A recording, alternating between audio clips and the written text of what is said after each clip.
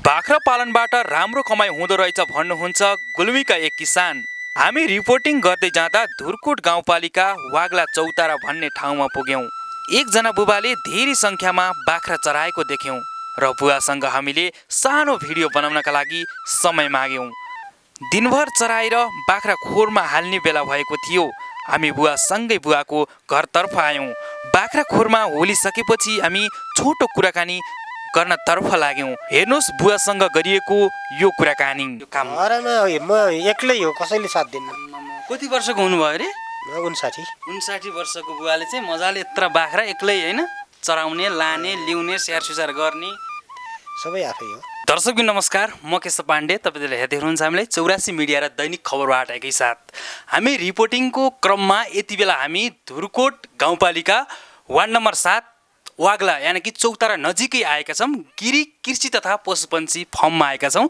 बुवाले चाहिँ यहाँ बाख्रा पालन गर्नु त रहेछ, यहाँ खसी बाख्रा पालेर चाहिँ आफ्नो गुजारा रोजीरोटी चलाउनु भएको छ। एउटा बाख्रा पालेर पनि नेपालमा मजाले आफ्नो परिवार चलाउन सकिन्छ। पछिल्लो समयमा बढ्दो बेरोजगारी र विदेश जाने युवाको लर्को छ, तर यही देशमा पनि गर्यो भने केही गर्न सकिन्छ भन्ने यो भिडियोको उदाहरणले देखाउँछ। भिडियो अन्तिमसम्म हेर्नुहोला। सुरुमा बुवालाई स्वागत गर्नतर्फ लागौँ। स्वागत छ बुवा, नमस्कार। नमस्कार। हजुरको शुभ नाम बताइदिनुहोस्। मेरो तारापति गिरी। तारापति गिरी होइन? हजुर। कति वर्षको हुनुभयो नि तपाईँ? म त अहिले 59 वर्षको हुनुभयो। यो बाख्रा पालन गर्न सुरु गरेको चाहिँ कति वर्ष भयो? अहिले 3-4 बाख्रा त पहिल्यैदेखि पालिन्थ्यो, थोरै मात्रामा। हजुर। अलि धेरै सङ्ख्यामा बनाइ हिँडाल्ने गरेको 3 वर्ष यति भयो। 3 वर्ष भइसक्यो है? हजुर। कतिको सङ्ख्यामा छ नि अहिले बाख्राहरू? बाख्राको सङ्ख्या त कहिले 40 पुग्छ, कहिले 50 पुग्छ, कहिले 30 पुग्छ। त्यो त अब कति बेचिन्छ, कति चाहिँ अब सबै पाल्ने, जन्मे यतिका त पाल्ने कुरो भएन, बोका बेच्नै पर्यो। त्यही भएर त्यो ऊ जो हुन्न 25-30 त रहन्छ होइन, 25-30 त रेगुलर रहन्छ खोरमै। कति किलोसम्मको बोका बनाउनु भएको छ नि तपाईँले?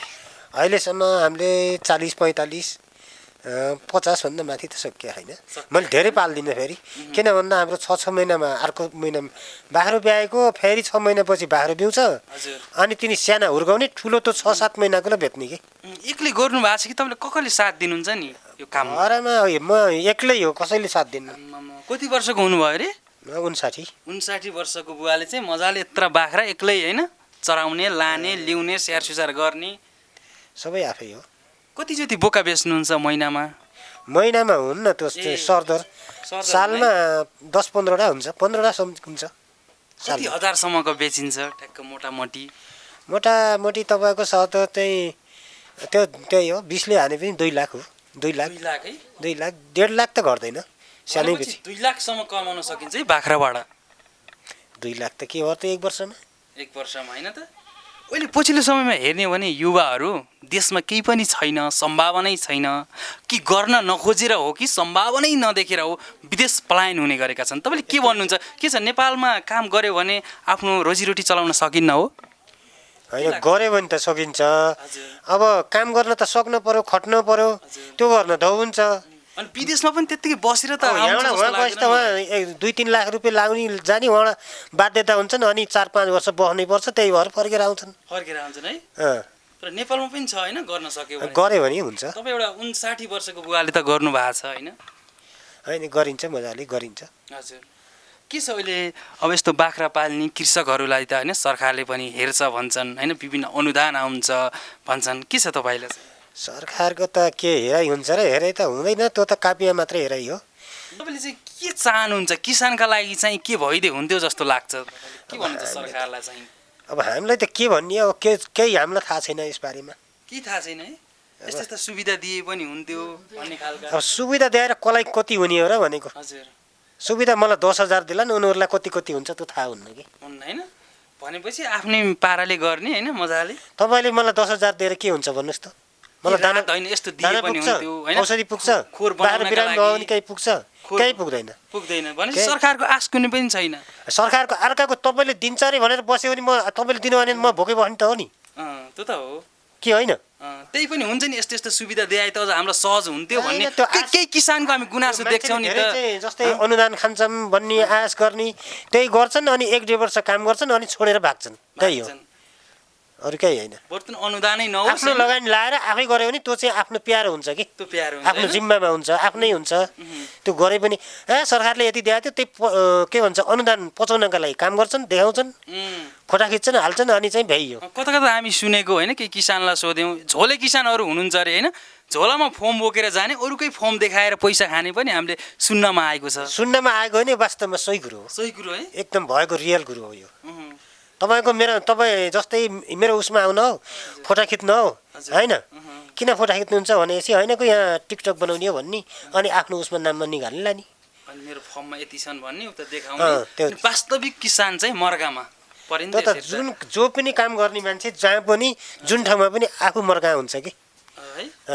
भनेपछि वास्तविक किसानले केही पनि पाएको छैन। वास्तवमा कसैले पाउन्न। हुन्छ, समय दिनु त्यसको लागि धेरै धेरै धन्यवाद। हामी आमासँग पनि थोरै कुराकानी गर्छौँ। हामी आमासँग पनि केही थोरै प्रतिक्रिया लिन चाहन्छौँ। स्वागत छ आमा, नमस्ते। नमस्ते। हजुरको नाम बताइदिनुहोस् न। मेरो सुभद्रा गिरी। हजुर। भनेपछि के छ यो घाटा नाफा के हुँदो रहेछ बाख्रा पालेर चाहिँ? घाटा त अब गरेकै छौँ, खै घाटा छैन, ठिकै छ। गर्छ त्यही पनि कति भयो त घाटा भयो भनेर अब फर्मै बेचेर विदेश जाने अवस्था पनि देख्छौँ त। अब हामी कहाँ विदेश जाउँ त, यस्ता बुढाबुढी बखमा बाख्रा पालो, खाना पर्यो, कल दिन्छ र हामीलाई छोरछोरी सानो कमाउने छैन नदै। त्यही भनेपछि सन्तुष्टि हुनुहुन्छ बाख्रा पालेर चाहिँ होइन? बाख्रा त मैले त हेर्दिनँ, बाख्रा त सक्दिनँ, म त यता व्यापारतिर अलिअलि खुट्टो दुख्छ। मैले हुँदो रहेछ नि यो सरदरमा बाख्रा पालेर चाहिँ। बाख्राबाट त अँ भन्न त गर्थे कति हुन्छ, राम्रो छ बाख्राबाट पाल्न सके पार, अब हिँड्न सके पार, अब बिरामी नभए। बेच्नुहुन्छ नि बाख्राहरू यहीँ गुल्मी जिल्लामा हुन्छ कि बाहिर बजारतिर पठाउने गरिन्छ कि? बजारतिर यहीँबाट बिक्री हुन्छ, लान्न बजारतिर दिन। यहीँ आउँछ होइन, डिमान्ड धेरै छ बाख्रा। बुटल पनि लान्छन्, हामीले बुटलतिर अहिले दिइयो होइन। हजुर, भनेपछि राम्रो छ जे बाख्रा पालनबाट चाहिँ। छोराछोरी हजुरहरूका? दुईटा। कता हुनुहुन्छ? छोरी यहीँ 12 मा पढ्छ, छोरो काठमाडौँ पढ्छ। है, भनेपछि बाख्रा पाल्नु भएको छ, व्यापार बिजनेस गर्नु भएको छ, मजाले आनन्दले बस्नु भएको छ होइन? अब के गर्ने त, कहाँ जाउँ, अब घर यहीँ पर्यो, अन्त छैन। हस् त आन्टी, समयको लागि धेरै धेरै मैले। चौरासी मिडिया हर पल तपाईँको साथ।